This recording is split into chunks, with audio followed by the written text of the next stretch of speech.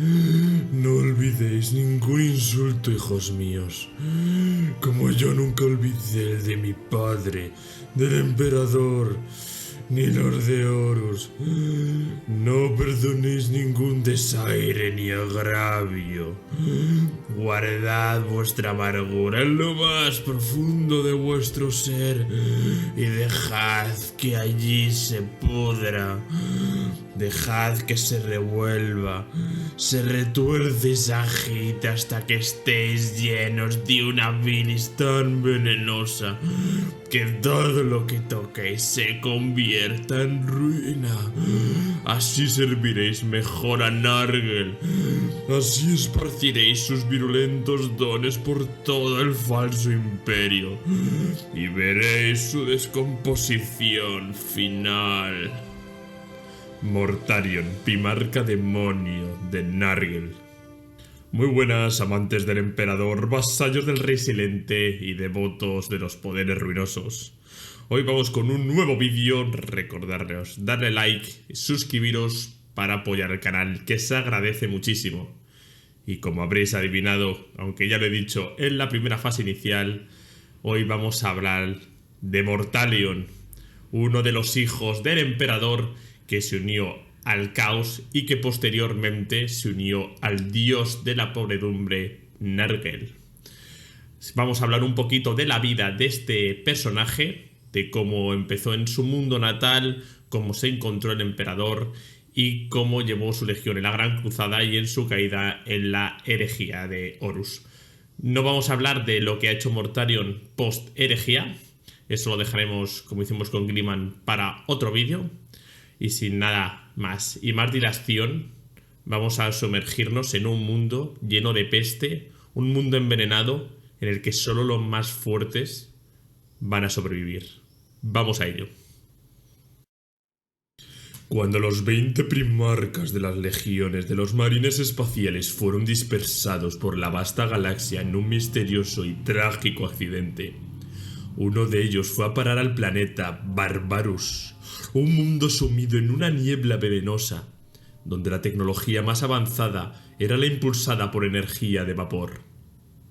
La población preindustrial de Barbarus estaba dividida en dos grupos antagónicos: los despiadados señores de la guerra, nigromantes inhumanos que ejercían poderes fantásticos derivados de la disformidad, y los colonos humanos atrapados en el planeta desde milenios atrás, obligados a subsistir como humildes agricultores en los valles libres de veneno, siempre temerosos de la ira de los nigrománticos señores supremos y sus abominables creaciones. El niño primarca fue encontrado por el más poderoso de los señores en un campo de batalla lleno de cadáveres, donde había sobrevivido a un conflicto interminable entre los despiadados señores, mientras un niño común habría sucumbido a la asfixia y a la muerte. El joven primarca gritaba y gemía con una fuerza inconcebible. El gran señor Nekare de Barbarus, movido por la ambición de crear un heredero, adoptó al niño y lo nombró Mortarion, hijo de la muerte, en el dialecto bárbaro de alto gótico local. Mortarion fue criado en una torre ubicada en el límite de su resistencia sobrehumana a las toxinas del aire, mientras que Nekare trasladó su fortaleza a la cima más alta del mundo, más allá del alcance incluso de Mortarion. El gran señor entrenó al niño con esmero, quien mostraba un intelecto agudo y un insaciable apetito por el conocimiento.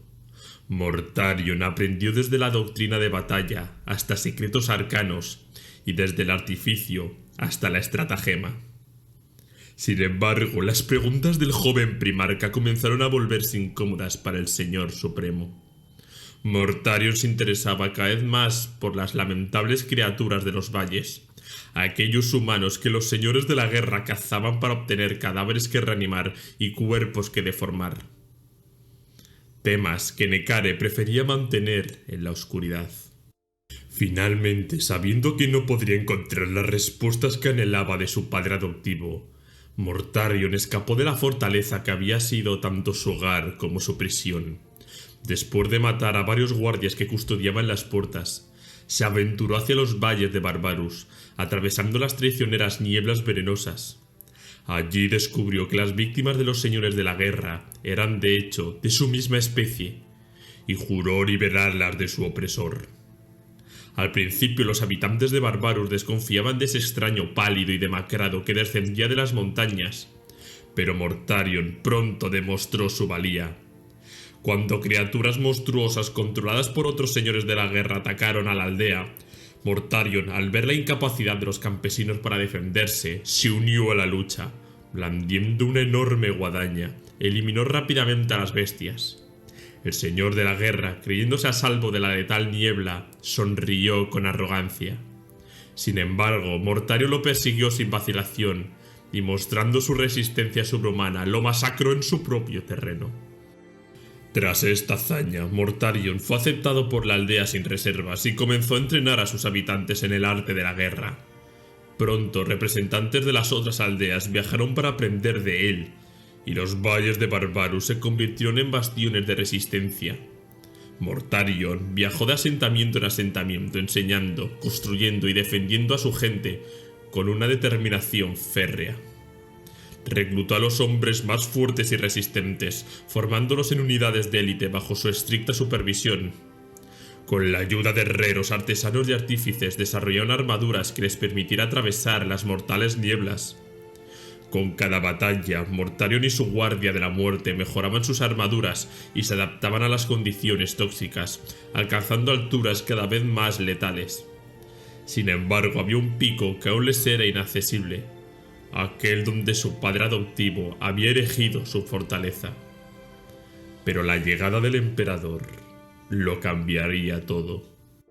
A pesar de que su padre adoptivo era un nigromante despiadado, Mortarion sentía una renuncia profunda a atacar al hombre que lo había criado.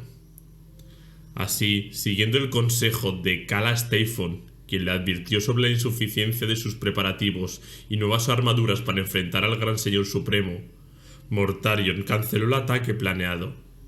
Al regresar a la aldea, su ánimo se oscureció al descubrir que su gente no celebraba su victoria, sino la llegada de un extraño benévolo que prometía la salvación al pueblo de Barbarus. En una de las reuniones con los ancianos de la aldea, Mortarion confrontó al extraño, afirmando con determinación que su gente no necesitaba ayuda externa.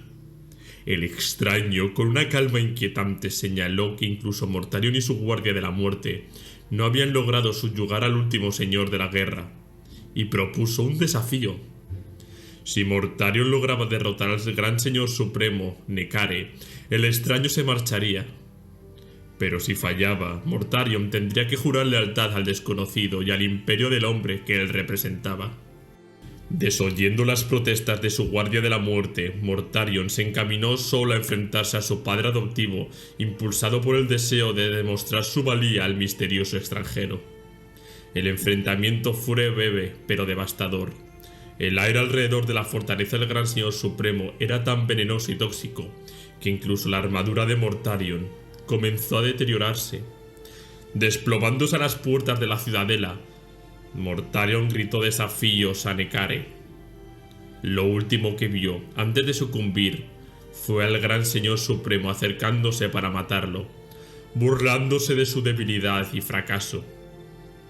Al mismo tiempo, una voz ajena resonó en su mente, ofreciéndole lecciones sobre cómo vencer a la muerte. Esa era la voz del dios del caos Nargel, que ya había elegido a Mortarion como su futuro campeón mortal. En el último instante, cuando Nekare estaba a punto de quitarle la vida, el extraño apareció de repente, interponiéndose entre ambos y matando al Gran Señor Supremo con un solo golpe de su espada llameante. Al recuperarse, Mortarion cumplió su promesa y juró lealtad al extraño, quien se reveló como su verdadero padre genético, el emperador de la humanidad. Él le otorgó a Mortarion el mando de la 14ª Legión de Marines Espaciales, conocidos entonces como los Incursores del Crepúsculo. Rápidamente adoptaron el nombre, la iconografía y el dogma de la Guardia de la Muerte de Mortarion. Sin embargo, la intervención del emperador, arrebatándole a Mortarion su venganza final y la prueba de su valía, sembró en él un rencor eterno. Este resentimiento se enroscó en su corazón como una serpiente venenosa, creando la semilla de debilidad que el dios de la plaga Nargel explotaría más adelante. Reuniendo a la legión ante él, Mortarion apareció como una figura sombría y espectral, vestido con una túnica oscura y portando la gran guadaña negra que una vez había pertenecido a su terrorífico padre adoptivo. Para los invasores del crepúsculo, nacidos en Terra, parecía que una antigua imagen tallada de la parca se había presentado ante ellos como su nuevo amo. Sus palabras fueron simples, pronunciadas en un susurro áspero, que sin embargo resonó con claridad en cada uno de ellos. Ustedes son mis espadas intactas. Ustedes son la guardia de la muerte. Por su mano se impartirá justicia, y la perdición acechará a 1000 mundos. Inicialmente, los astartes de la legión eran principalmente nacidos en Terra antes de que Mortarion se uniera a ellos. Sin embargo, tras su llegada, casi todos los neófitos de la legión procedían del salvaje mundo de Barbarus. Esto transformó la cultura y las tradiciones de la legión, hasta el punto de que en los últimos días de la Gran Cruzada, a principios del milenio 31, crecieron las tensiones entre los astartes nacidos en Barbarus y la minoría terrestre que permanecía en la legión, y recordaba las tradiciones marciales anteriores de los incursores del crepúsculo, heredadas de la antigua Terra. Estas tensiones se hicieron más evidentes en el periodo inmediatamente anterior a la primera batalla de la herejía. Mortarion consideró que aproximadamente un tercio de la legión probablemente pertenecía leal al emperador, cuando la legión se uniera al señor de la guerra Horus en su rebelión contra el imperio. Muchos de estos astartes leales de la Guardia de la Muerte eran nacidos en Terra, antiguos incursores del crepúsculo, como el capitán de batalla Nazar y el Garro, de la séptima compañía, cuya lealtad al emperador superaba su devoción a su primarca. Di lo que quieras sobre la 14ª legión, son unos bastardos malvados y feos, pero tenaces. No hay nadie más quien prefiera tener a mi lado en una guerra de desgaste, y así cualquier otra persona preferiría tenerla en mi contra. Esto es lo que dijo Ferrus Manus, primarca de los Manos de Hierro, después del cumplimiento de 1544.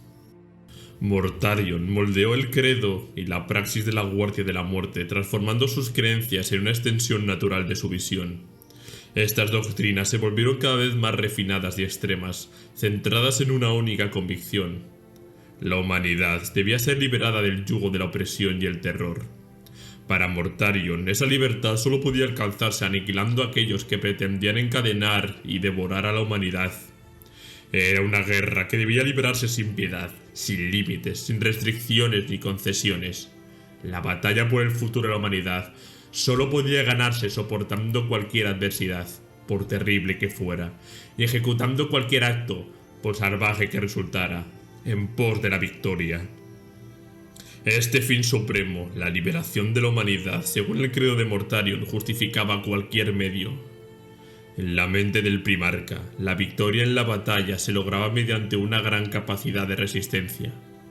Horus, el señor de la guerra, se aprovechaba las fortalezas y debilidades de las diferentes legiones para forjar la fuerza de combate más eficiente posible, empleada con frecuencia a la Guardia de la Muerte en sus tácticas. Mortarion y sus guerreros agotaban al enemigo, preparándolo para el golpe final de los lobos lunares. Esta estrategia resultó brillante y forjó una amistad entre Mortarion y Horus. El primarca era inseparable de su aparato respiratorio y su imponente guadaña. De aspecto pálido y sin cabello, era visto por otros como un monstruo y mantenía una distancia fría con todos sus hermanos primarcas, salvo con Horus y con Conrad Curze, el acechante nocturno. Algunos primarcas, como Guilliman, temían que Mortarion fuera más leal a Horus que al emperador. Sin embargo, en aquel momento el emperador sostenía que la lealtad a Horus era, de hecho, lealtad a él mismo. Los eventos futuros demostrarían cuán errónea era esa suposición. La ceramita sin pintar, de un gris marfil apagado que Mortarion prefería para la armadura de la Legión, se volvió cada vez menos adornada. La única decoración permitida eran nuevas marcas de color jade turbio, diseñadas para imitar el barro resistente a la corrosión que recubría las placas de hierro de los guerreros humanos que una vez sirvieron al primarca en Barbarus. La heráldica antigua y las influencias terranas fueron despojadas. Las estructuras marciales de los señores de la guerra de la vieja Terra también fueron desmanteladas. El odio visceral de Mortarion hacia la brujería, reminiscente de los despreciados maestros de Osario de Barbarus, llevó a la disolución del Librarus de la 14ª Legión. El primarca se dedicó por completo a rehacer la Legión, desde la transformación de las doctrinas tácticas hasta la adquisición de equipo. Incluso se rumoreaba que estaba detrás de la selección de candidatos y la modificación de prácticas del Apothecarium de la Legión, adquiriendo conocimientos para intervenir personalmente. Con las condiciones prevalecientes en Barbarus y las abominaciones que probablemente aún acechaban en las montañas envueltas en niebla y los pantanos profundos del planeta, algunos susurraban que la población humana restante habría estado mejor si se les hubiera sacrificado o desplazado a un mundo más limpio por el bien de la cordura de las generaciones futuras. Pero Mortarion desechaba tales pensamientos. Barbarus pertenecía ahora a su gente, comprado y pagado con generaciones de sangre y terror. Sus hijos más fuertes serían los reclutas para su nueva y poderosa Guardia de la Muerte. En este nuevo orden, Barbarus se transformó rápidamente en una vasta fábrica de reclutas para la Legión de la Guardia de la Muerte. En pocos años, las demás fuentes de reclutamiento a los que la Legión tenía derecho se redujeron a un mínimo, salvo cuando las bajas en el campo de batalla eran insostenibles. La tenacidad de Mortarion por mantener la sangre de Barbarus en su legión solo cedía ante la necesidad imperiosa de mantener su fuerza en condiciones óptimas. La decisión de reclutar exclusivamente Barbarus se vio favorecida por la notable aptitud de su población, salvaje y resistente, para el proceso de conversión. La semilla genética de la legión amplificada, la resistencia innata del contagio y las toxinas en los reclutas de Barbarus a niveles inauditos, creando guerreros casi invulnerables a los horrores de la guerra. Mortarion asistió al concilio de Nicaea, donde se pronunció enérgicamente en contra de su hermano, Magnus el Rojo.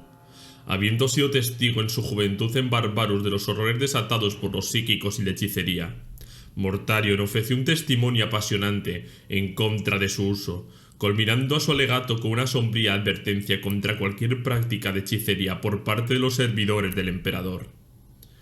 A diferencia de los demás oradores de Nicaea, que se limitaron a arengar a Magnus y vilipendiar a los 1000 hijos sin aportar pruebas concretas o argumentos sólidos, la intervención de Mortarion fue breve, directa y cargada de contundencia.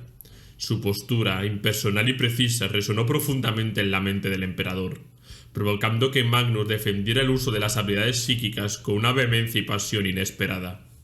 La decisión del emperador de prohibir la hechicería y disolver las divisiones de Liberarius de las legiones de marines llenó de satisfacción a Mortarion. Los bibliotecarios fueron devueltos a las filas regulares de Astartes, jurando no volver a utilizar sus poderes jamás. Este fallo reafirmó la visión de Mortarion, que un imperio libre de las corrupciones e influencias de la brujería, y solidificó su posición como un defensor implacable de la pureza y la disciplina dentro de las filas del emperador. Cuando el señor de la guerra se dejó seducir por el poder del caos, no le costó mucho arrastrar consigo a Mortarion y su legión. Horus había sido uno de los pocos primarcas con los que Mortarion se sentía realmente cómodo, y así durante la gran cruzada su lealtad al señor de la guerra superó la que sentía por el emperador. En el fondo, Mortarion nunca perdonó al emperador que arrebatarle la oportunidad de vengarse de Necare. Horus, un maestro en el arte de la manipulación, sabía lo que habitaba en el corazón de su hermano. Le reveló a Mortarion que el emperador había tratado con los poderes de la disformidad para adquirir el conocimiento necesario para crearlos. Horus, ya consumido por la ira hacia su padre, no tardó en convencerle de que el emperador era en realidad un hechicero, no muy diferente del gran señor Necare, el odiado padre adoptivo de Mortarion en Barbarus. Horus prometió que si Mortarion se unía a su causa y apoyaba su rebelión, juntos limpiarían el imperio de la mancha del emperador y construirían un nuevo régimen, libre de las mentiras, manipulaciones y engaños del progenitor genético de los primarcas. Además, el primer capitán, Kalas Typhon, había sido durante mucho tiempo un adepto secreto de los poderes ruinosos. Con entusiasmo manipuló al resto de la legión para que siguieran el camino de la condenación.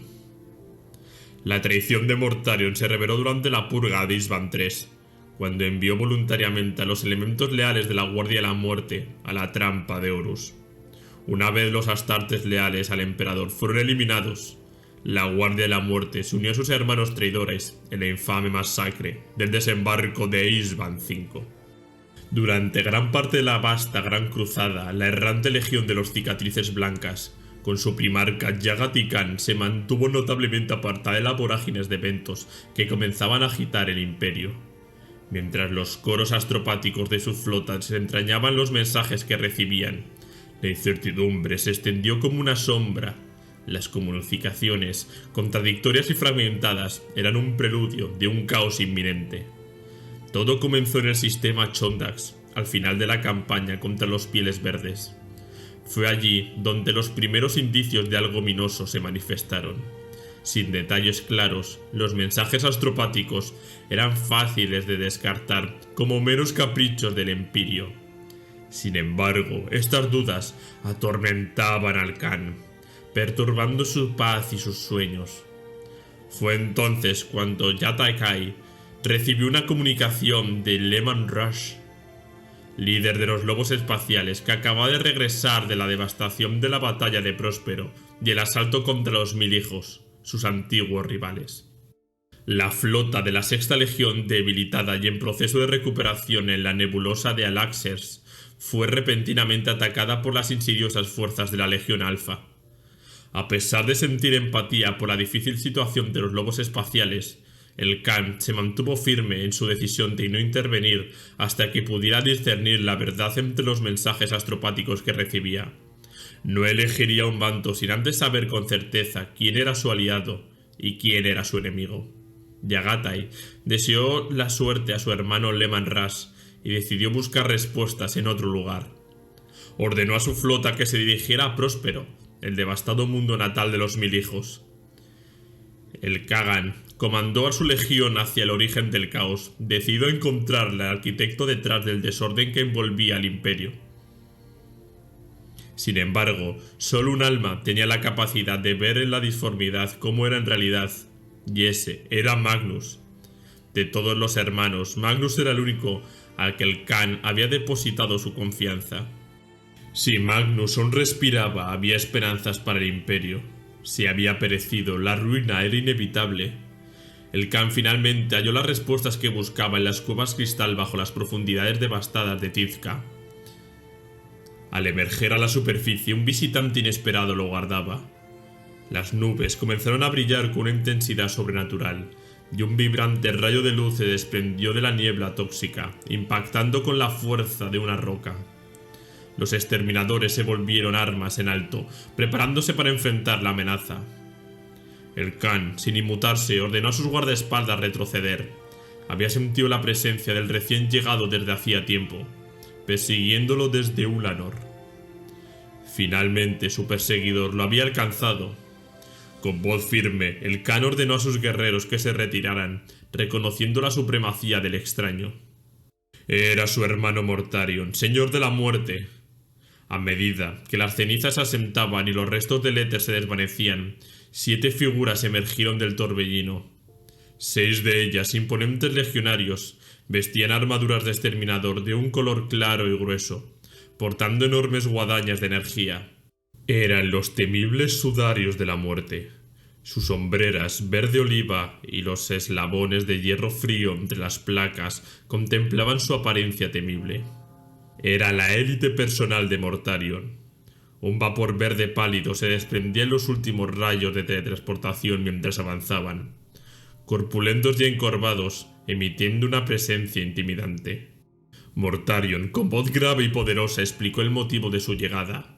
Buscaba a Khan para convencerlo de que se uniera a la causa de los traidores. Pero él, cauteloso, observó los cambios en su hermano. Mortarion parecía más poderoso, con una energía oscura ardiendo en su interior. Su piel estaba más sombría y postura más arqueada, y su aura de intimidación se había intensificado desde Ulanor. El Khan, espada en mano, exigió saber qué tenía que decir su hermano en las ruinas de Próspero. Mortarion, rechazando el razonamiento del Khan, intentó persuadirlo de unirse a Horus. Pintó un cuadro de una galaxia dominada por guerreros y cazadores, donde los fuertes eran libres de actuar sin las restricciones del emperador. El Khan, analizando cada palabra, comprendió que Horus no había enviado a Mortarion. Este había venido por su propia voluntad, con sus propios planes. La decisión del Khan, aún incierta, pendía en el aire como la espada que sostenía. El Khan, que no era ingenuo, comprendía perfectamente que esta nueva galaxia estaría dominada por Horus. Para Mortarion, el emperador había intentado ignorar la disformidad, pretendiendo que no existía, mientras se hundía hasta los codos en su corrupta inmundicia. En su visión, la humanidad debería haberla sellado, apartado y olvidado para siempre. Pero el Khan no se dejó engañar por las palabras sinceras de su hermano. Había visto demasiado para ser manipulado. El Señor de la Muerte nunca ocultó sus deseos, y el primarca comprendía el plan de Mortarion. Primero suprimir los hechiceros, silenciar a las brujas y expulsarlas, y luego entregar el gobierno a los incorruptos, aquellos que la disformidad no habían tocado. Este era el gran proyecto de Mortarion. Incluso se lo había revelado al Khan en Ulanor, después del triunfo. En aquel entonces, el Khan lo había considerado una amenaza vacía, pero ahora comprendía que Mortarion no hacía amenazas en vano. Sin embargo, todo había salido mal. Mortarion había logrado que el emperador promulgara los edictos de Nicaea, prohibiendo la hechicería y disolviendo los librarios. Ahora, más hechiceros que nunca ante los traidores de Horus, los había apadrinado. Lorgar les había enseñado nuevos trucos. Si Magnus aún no había decidido de qué lado estaría, pronto lo haría. Y Mortarion estaría rodeado. Había destruido el Librarius de las legiones solo para descubrir que las brujas ahora eran libres entre los traidores. El Khan había vislumbrado la situación claramente. La sombra de Magnus le había mostrado el panorama completo. Advirtió a su hermano que aunque la legión estuviera libre de la corrupción de la disformidad por ahora, el cambio llegaría, ya que Mortarion había hecho pactos con los maestros del Empirio, y ahora vendrían a cobrar lo que les correspondía. Pero esa era precisamente la razón por la que Mortarion había buscado al Khan. El Señor de la Muerte se encontraba sin aliados entre los primarcas traidores. ¿Quién estaría con él contra todos los psíquicos que ahora se contaban entre los traidores? Ciertamente no Angro ni el medio loco Conrad. El Khan miró a Mortarion con desdén. Su hermano había probado los frutos de la traición y los había encontrado amargos. El Khan no deseaba ser arrastrado a la ruina de su hermano. Mortarion estaba solo. Luchando por contener su ira de la negativa de Khan a aceptar su petición de alianza, Mortarion advirtió al Khan que le ofreció una elección. La mitad de la legión de los cicatrizas blancas ya se habían declarado a favor de Horus, y los demás seguirían el orden del Khan. El Khan sonrió con frialdad, una sonrisa gélida e imponente en su desprecio. No aceptaría un nuevo emperador, ni él ni Mortarion. El Khan explicó que la razón por la cual ninguno de los dos gobernaría jamás la galaxia era porque ninguno había sido un constructor del imperio. Eran pioneros. Mortarion había resentido ese papel, mientras que el Khan lo había aceptado. Enfurecido, Mortarion retrocedió, y su guadaña, Silencio, cobró vida con un crujido emitiendo chispas de energía verde. Los exterminadores, sus guadañas en postura de combate. Detrás del Khan, los Kensig desenvainaron sus espadas. El Khan se preparó para resolver su disputa de una vez por todas. Los dos primarcas se rodearon mutuamente, preparados para entablar un duelo mortal que decidiría sus destinos. Mientras los dos semidioses luchaban, sus respectivos séquitos también se enfrentaron en un combate cuerpo a cuerpo. La guardia personal de Mortarion era tan implacable como su maestro, enfrentándose a los Kessig, cicatrices blancas en medio de las ruinas de un mundo perdido. Los guerreros de ambos bandos cayeron rápidamente cubiertos en una espesa capa de sangre y polvo, pero la disputa continuó amarga e inflexible. Los dos primarcas intercambiaron golpes mortales, desgarrándose mutuamente, cada golpe cargado de desafío y rabia. Mientras atacaban y contraatacaban sin ceder un ápice de terreno, la sangre se mezclaba en los filos de sus armas, tan rica y oscura como el vino. Convocando una última expresión de energía, el Khan mantuvo su posición, jadeando con fuerza mientras extraía las últimas reservas de su poder para el golpe final. La respuesta de Mortarion se quedó quieto, rígido, como si de pronto escuchara algo. Su guadaña cayó en posición de guardia, y una tos leve brotó de su máscara, que el Khan reconoció como una especie de risa cansada. El Señor de la Muerte informó al Khan que sus flotas en órbitas de Próspero estaban ahora en guerra. Esto no era lo que les había prometido los traidores de la logia de los cicatrices blancas, pero Mortarion no estaba dispuesto a perder una flota por esta lucha. Mientras el polvo se agitaba a sus pies, espirales de energía y de teletransportación verde pantano se extendían hacia abajo. Mortarion saludó al Khan con burla, y lanzas de luz descendieron desde las nubes impactando en el corazón de la pirámide en ruinas de Tizca donde habían estado luchando. El Khan se lanzó hacia adelante, demasiado tarde para evitar lo que sucedía. En un instante el Señor de la Muerte y su séquito fueron arrebatados y absorbidos por el vórtice de la disformidad. El viento del mundo desolado aullaba en la estela vacía, removiendo las cenizas de la destruida Tizca. El Khan, llevado por el impulso de su último ataque, se tambaleó a través del espacio vacío donde había estado su hermano, ahora su enemigo. La segunda batalla de Próspero había terminado. Desgarrado por la derrota a manos del Khan, Mortarion abandonó la persecución de los cicatrices blancas, y en cambio lideró a su legión en una campaña de venganza implacable a través de los sistemas de Próspero. Mundo tras mundo sucumbieron a esta terrible embestida, pero el reservado primarca parecía perseguir un objetivo oculto y más siniestro. Finalmente Mortarion encontró lo que buscaba en Teratalion, un antiguo mundo biblioteca que albergaba vastos conocimientos, todos ellos bajo la benigna guía de los distantes maestros de Próspero. Sus naves surgieron del punto de Mandeville en el sistema, expandiéndose como sombras mortales. No eran los elegantes corredores carmesí de Magnus el Rojo, sino gigantescos leviatanes de color gris cadavérico, símbolos de la inevitable muerte. No era una mera flota la que había llegado, sino un grupo de batalla completo de la Guardia de la Muerte. Mortarion ordenó el bombardeo orbital. Cuando los cañones finalmente callaron, los pocos supervivientes emergieron de sus refugios, solo para ver las sucias estelas de las cápsulas de desembarco cruzando los cielos llenos de humo. Toda la legión de la Guardia de la Muerte había llegado al mundo condenado. A pesar de sus heridas graves y su profundo dolor, el Señor de la Muerte se transportó a la superficie en busca de una mujer mortal. Cuando la encontró, la llevó consigo a bordo de su nave insignia. Dentro de sus aposentos privados descubrió que la mujer era en realidad un demonio que había poseído su cuerpo. Mortarion nunca se había enfrentado a una criatura de este tipo, pues creía que las afirmaciones de su padre de que tales seres no existían. Ahora, un habitante del Empirio estaba encadenado ante él. Él, ansioso por respuestas, interrogó al demonio queriendo saber por qué sus hermanos Lorgar y Fulgrim comerciaban voluntariamente con seres como él.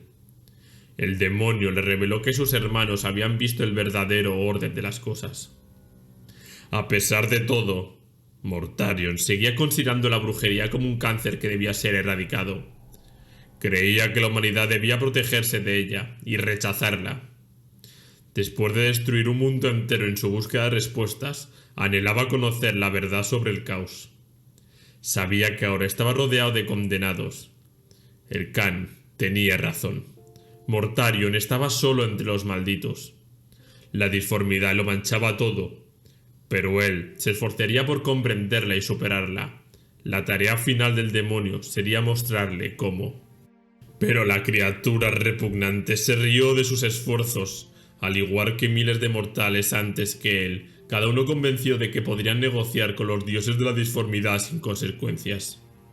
El demonio explicó que el Empirio tiene muchas fuerzas poderosas en su interior, y una de ellas tenía el nombre de Mortarion grabado en su trono oxidado.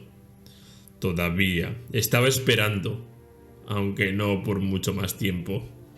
No importaba cuántos avalorios agitara o hiciera sonar el primarca, el poder de la disformidad yo lo había reclamado como su campeón. Mortarion estaba furioso ante la proclamación de la criatura. Ni siquiera su padre, el emperador, podría haberlo proclamado.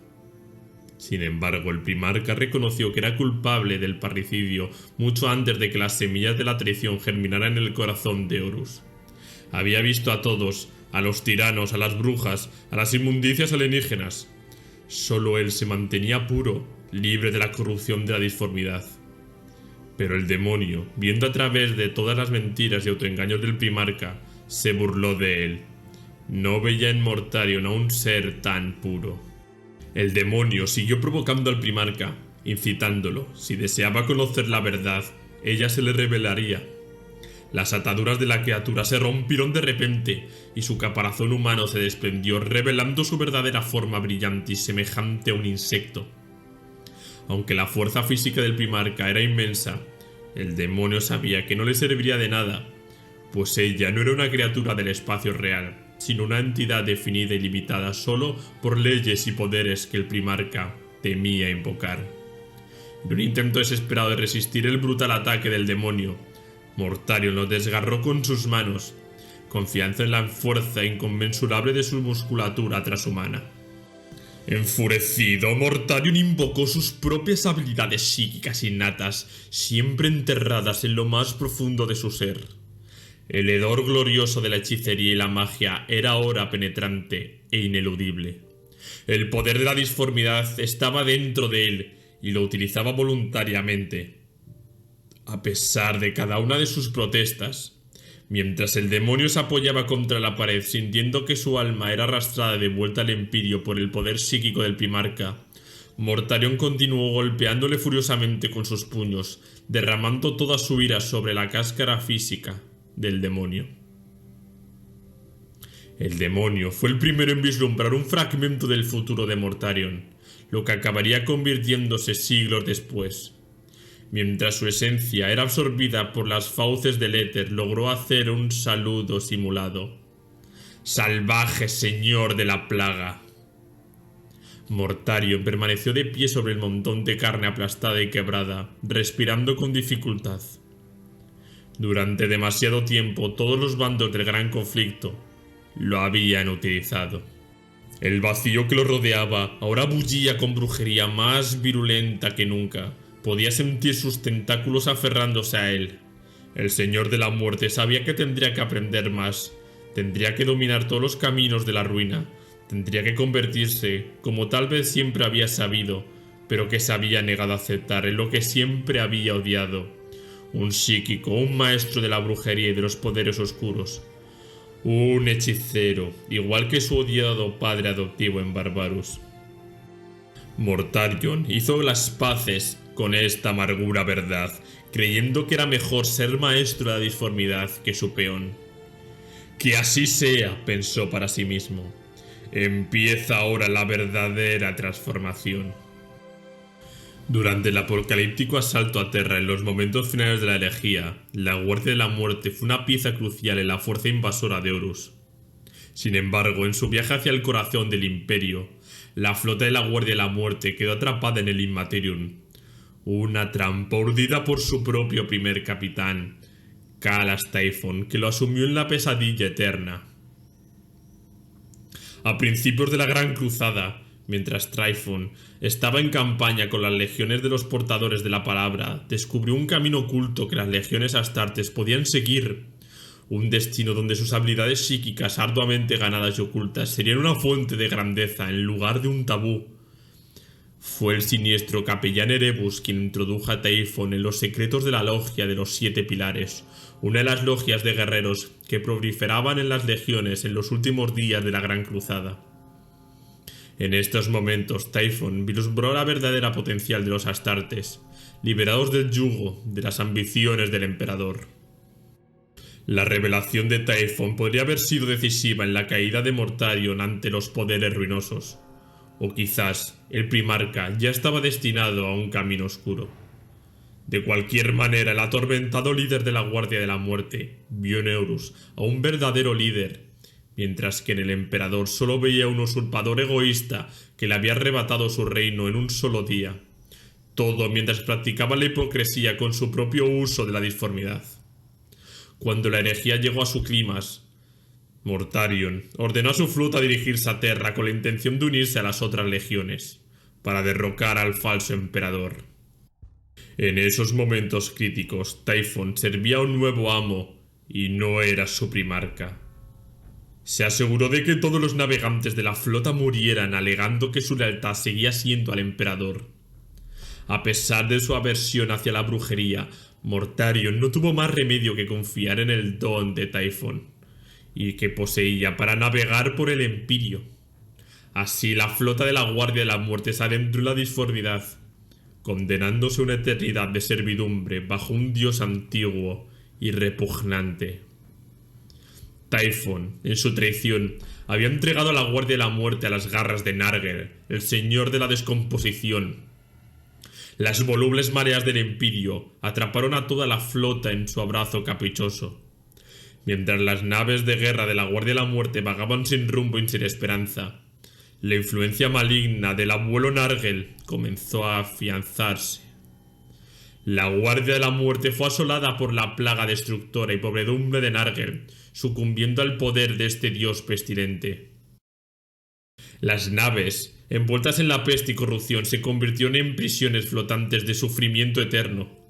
Los astartes, una vez orgullosos y resueltos, se transformaron en veras sombras de sí mismos, sus cuerpos y almas consumidas por la vil infección de Nargel. Mortarion había luchado por la pureza y la libertad de la humanidad. Ahora se encontraba atacado en un ciclo interminable de decadencia y ruina. Su destino sellado por la traición y la influencia oscura de los poderes ruinosos. Con una facilidad aterradora, el contagio se extendió por todas las naves, infectando a los guerreros transhumanos. Las plagas virulentas atacaron a la flota. La disformidad, burlándose de la legendaria resistencia de la Guardia de la Muerte a toxinas y contagios. La plaga era impalable, aterrorizando a Mortarion y a sus guerreros. Los transformó en mutantes hinchados e inmortales, atrapados en un ciclo de agonía perpetua, con sus propios cuerpos como instrumentos de perdición. Nadie sufrió más que Mortarion, sintiéndose de nuevo en la cima de la montaña de Barbarus, rendido a las toxinas, pero esta vez sin el emperador para salvarlo. Al final, la agonía fue insoportable, y en un acto de desesperación, Mortarion se entregó al caos, ofreciendo su legión y su alma a los poderes ruinosos a cambio de la liberación. Nargel respondió con regocijo y reclamando a la 14ª Legión y a Mortarion como sus campeones. Mortarion al final juró su alma al servicio eterno del dios de la plaga, poniendo fin a su incesable tormento. Transformando en un príncipe demonio del padre de la plaga, se convirtió en la encarnación viviente de la vida en la muerte y la muerte en la vida. El Señor de la Muerte finalmente merecía su título. Lo que emergió de la disformidad era apenas una sombra de lo que había entrado. La armadura gris de la Guardia de la Muerte, una vez brillante, estaba ahora corroída y destrozada, apenas conteniendo sus cuerpos hinchados y llenos de pústulas. Sus armas y armaduras, alimentadas por las energías del caos, los convirtieron en los temidos marines de plaga, aunque siguieron llamándose a sí mismos la Guardia de la Muerte. Mortarion dejó atrás su humanidad, convirtiéndose en el mayor campeón mortal de Nargel, la viva imagen de ella, condenándoles el estado de descomposición inmortal. Los guardianes de la muerte se dedicaron a propagar sus pestilentes enfermedades a lo largo de la galaxia, glorificando el caos con cada uno de los mundos que contaminaban. Aunque al final, Horus fue derrotado por el emperador. A diferencia de otras legiones que se dividieron y huyeron al ojo del terror, los marines de plaga de Mortarion hicieron una retirada ordenada, enfrentándose a ola tras ola de leales atacantes. Mortarion guió a sus fuerzas de regreso al ojo del terror en una formación disciplinada. En su nuevo dominio, Mortarion reclamó el mundo demonio conocido como el planeta de la plaga como su hogar. Este mundo, un lugar tóxico y desolado de veneno, horror y miseria, se convirtió en la base perfecta para lanzar ataques desde el ojo del terror hacia el universo físico. Mortarion al fin obtuvo lo que siempre había deseado, un mundo propio. En un giro irónico del destino, el Señor de la Muerte había regresado a casa, reinando sobre un reino de muerte y desolación, cumpliendo en su oscuro propósito. La ironía del destino es que el Primarca creó su fortaleza en lo más alto de la montaña del mundo plaga. Y él, sin quererlo, se asemejó a lo que más odió en su día, en los tiempos de Barbarus, al gran señor Necare, que ahora tenía más similitudes con él de lo que el Primarca querría reconocer. Y con esto terminamos el vídeo sobre Mortarion antes del milenio 40 con todo el tema de la herejía. Me ha gustado mucho, que yo no lo sabía, cuando Mortarion se enfrenta a Necare en el pico más alto de Barbarus, que escucha la voz del mismísimo Nargel, que yo no tenía esta información y me ha parecido increíble eso. O sea, ya Nargel ahí poniendo sus piedritas desde el principio. Y me da un poco de pena el pobre Mortarion, ¿no? Creo que es un personaje, igual que pasa muchos en Warhammer, que ya lo hemos dicho, bastante defenestrado. Creo que tiene mucho honor Mortarion, que no lo expresan del todo. Y no creo que pase, ¿de acuerdo? Pero yo diría que si de alguno de los primarcas traidores volvieran a ser leales por lo que sea, que pasara algo y vuelvan a ser reales, creo que el primero sería Mortarion. Creo que por su forma de ser, por cómo es, por los valores que tenía, creo que podría llegar a hacerlo. No creo que pase. Sería curioso, que eso sí que no lo esperaremos de Warhammer, pero sería Mortarion. Me queda muy bien el bueno de Mortarion. Así que nada, chicos, sin más dilación, lo dejamos aquí y nos vemos en próximos vídeos. Un abrazo.